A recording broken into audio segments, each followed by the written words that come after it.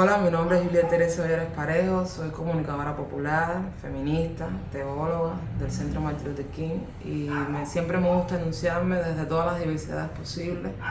en esos feminismos populares que habitamos, que construimos, que insistimos. Estoy muy agradecida de que América Profética nos haya invitado como Centro Martin Luther King a participar de este diálogo, de esta conversación, de esta construcción colectiva que entendemos siempre desde una perspectiva cristiana, desde las espiritualidades diversas, desde concepciones no coloniales, sino más bien decoloniales, y apostando por una lectura popular de la Biblia, una lectura popular también del contexto, que nos diga mucho por dónde vamos, que nos diga mucho cuáles son nuestras apuestas concretas. Y en esta invitación, hablando sobre todo acerca de los feminismos populares, sobre la profecía y en el contexto de la Revolución Cubana, me gustaría comenzar exponiendo algunas ideas que me parecen esenciales. La primera es que la Revolución Cubana sobre todo fue una revolución cultural, además de la revolución económica, de la propiedad en sí misma, pero la revolución cultural lleva consigo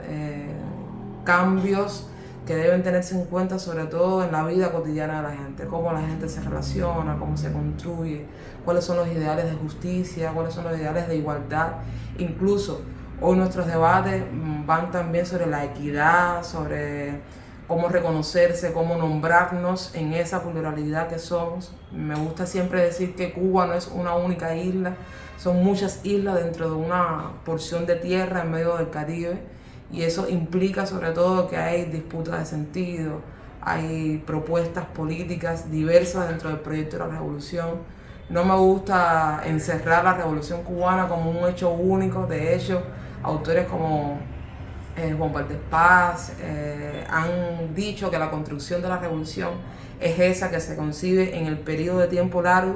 y en ese periodo de tiempo largo se van involucrando la vida, el cuerpo, las mujeres, las niñas, los niños, las ancianas. Y por eso me gusta también decir que la revolución tiene el deber de nombrar lo que las grandes empresas, las hegemonías culturales no mencionan. Y dentro de ellos están los feminismos, que también me gusta decir que en Cuba no existe un movimiento feminista, sino varias corrientes ideológicas de feminismos, porque incluso dentro de la revolución puede existir el racismo, y por tanto va a haber un feminismo que solamente se ocupa de mujeres blancas, heteronormativas, no disidentes sexuales, pero también existen personas que vivimos los feminismos desde esa disputa de sentido de nombrarnos desde la racialidad, desde ser personas negras, desde ser personas que no están en los centros urbanos de poder, personas que apostamos por tipos de familias diferentes y de que construimos ese imaginario que socialmente y eclesialmente muchas veces se ha pronunciado encima de los cuerpos de las mujeres. Y me gusta también decir que nuestros cuerpos de las mujeres han sido cuerpos abyectos, pero también cuerpos en resistencia. Y desde el cuerpo se construye un tipo de teología que, al menos en el Centro Martin Luther King, precisamos que son teologías contextuales, teologías feministas, teologías que apuestan por la liberación y sobre todo por la emancipación. Y quiero detenerme en este otro detalle que tiene que ver con revolución, profecía y feminismo: la emancipación como estado, como meta, como objetivo, como horizonte político. Y para ello tienen que haber, desde la concepción estatal, políticas que aseguren la vida, la seguridad, la plenitud y la dignidad de todas las personas, sobre todo de las mujeres, sobre todo de las niñas y los niños, sobre todo de los ancianos. Tengo que decir que en Cuba existe machismo y que es una sociedad patriarcal como muchas otras en Latinoamérica, y por tanto uno de los retos de vivir en revolución o de hacer la revolución es tumbar el patriarcado. Y cuando decimos abajo el patriarcado, no queremos el patriarcado o no concebimos la vida con el patriarcado, significa esa disputa de poder, ya no solamente disputa de sentido, sino disputa de poder y disputa de estar en el espacio público, de poner no solamente conceptos, sino concepciones que implica un estilo de vida, una forma de concebir la vida, una forma de concebir las relaciones, que las mujeres no escapamos también de eso. Por tanto, dentro de nosotras mismas, las mujeres tenemos que construir un tipo, me gusta decir, de feminismo comunal, en esa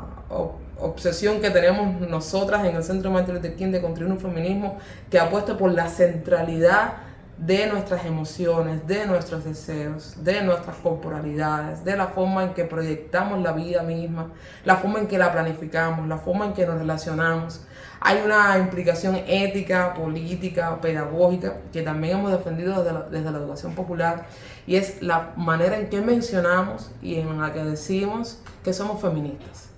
Y esos tipos de feminismos y esa manera de entendernos feministas tiene que ver con algo que en la tradición bíblica habla sobre profecía. Y en el Centro Martin Luther King entendemos la profecía como la acción de enunciar, denunciar y proponer. Hay una forma muy hermosa y pasa desde uno de los textos que se le adjudica a Jesús, y es: yo he venido para darles vida y vida en abundancia. Está en los evangelios. Pero la vida en abundancia no es conectada ni al capitalismo, ni a la concepción neoliberal, sino a una concepción comunal, socialista, feminista, que pone, ahorita decía los deseos, pero también la concepción de felicidad, la concepción de familia, la concepción de cómo me construyo socialmente. Y es un desafío que tiene la Revolución Cubana y todos los pueblos de nuestra América. Conectar con nuestras raíces, las raíces de nuestras ancestras, en esa nube de testigos que nos acompaña, que nos provoca, que nos hace ser diferentes a la norma, no solamente heteronorma, sino a la norma económica, a la norma cultural, a la norma geopolítica. Que Cuba esté en medio de una isla aislada de casi todo, nos da como dos bienestares y maldiciones. Decía un poeta cubano muy famoso que tenemos la maldición del agua por todos lados, de vivir en una isla con tanta agua por todos lados, y nos da una posibilidad, uno, de reinventarnos, de hacer la revolución desde la reinvención, y por otro lado, de a veces aislarnos de la historia o de la construcción histórica de nuestros pueblos de América. Estar en una isla a veces nos separa de lo que vive Argentina, Bolivia, Brasil, y solamente en las noticias y en las experiencias de gente que viene y va, que sale de la isla y entra, podemos enterarnos o podemos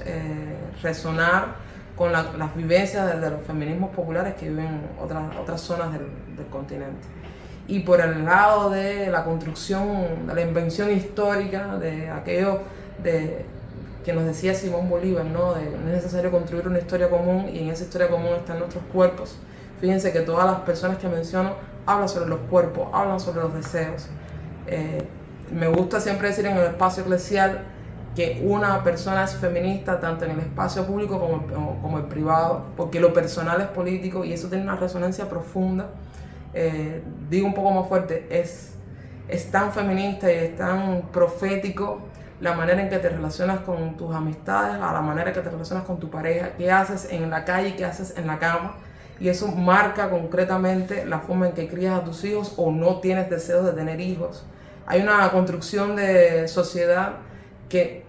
es un parteaguas cuando lo entendemos desde la profecía, y significa, insisto, en el anuncio de las buenas nuevas, en el anuncio de que una sociedad es posible, y por tanto las revoluciones, no una sola, son posibles, pero también en la denuncia. Hoy Cuba está viviendo un contexto, como muchos saben, difícil, sobre todo siento yo, en tres ámbitos esenciales. Uno, en la manera en que gestionamos la sociopolítica, y tiene que ver con el Estado, la sociedad civil, la sociedad en sí misma, cómo se está construyendo. Tiene que ver con las brechas sociales, y por tanto en momentos de crisis las brechas sociales siempre afectan más a las ancianas, a los ancianos, a las niñas, a los niños, a las mujeres. Son sobre nuestros cuerpos que también cargamos la crisis. Entonces la crisis no puede ser entendida desde lo económico nada más, sino hay una crisis que portamos en nuestros cuerpos. Y en esa denuncia siempre estamos colocando que es necesario no solamente nombrarnos, sino ser proactivos, hacer una acción, estar en el hecho de hablar desde la acción, movilizarnos desde la acción y entender el principio del reino de los cielos desde la acción. Por eso también creemos que el reino de los cielos se construye aquí y ahora, y el aquí y ahora necesita de revoluciones constantes que permitan la viabilidad del socialismo que sentimos. Me gusta siempre retomar una idea de nuestro pastor fundador, el reverendo Raúl Suárez, que dice que somos un montón de lucecitas, inspirado también en Galeano, somos un montón de lucecitas que nos hemos nombrado desde la concepción socialista en una revolución que fue para los pobres, desde los pobres y en los pobres. Por tanto, las personas que trabajamos en el Centro Martin Luther King apostamos sobre todo por el feminismo popular y comunal, por la denuncia, el anuncio y la denuncia y la propuesta, pero también desde la construcción de una revolución que no es la estatal. Y aquí quisiera poner otro detalle. Las revoluciones no son el Estado, las revoluciones es el pueblo enardecido, decía Fidel Castro, el pueblo que está en el campo, que está en la ciudad, que está en los márgenes, que está en la ribera. Ese pueblo que además se construye a sí mismo y que no es posible que el Estado le dé un signo de supervivencia, sino es el pueblo que tiene un signo de resistencia. Y es un elemento que quisiera colocar como un símbolo también de nuestro tiempo. Hoy Cuba necesita de profecías en el anuncio y la denuncia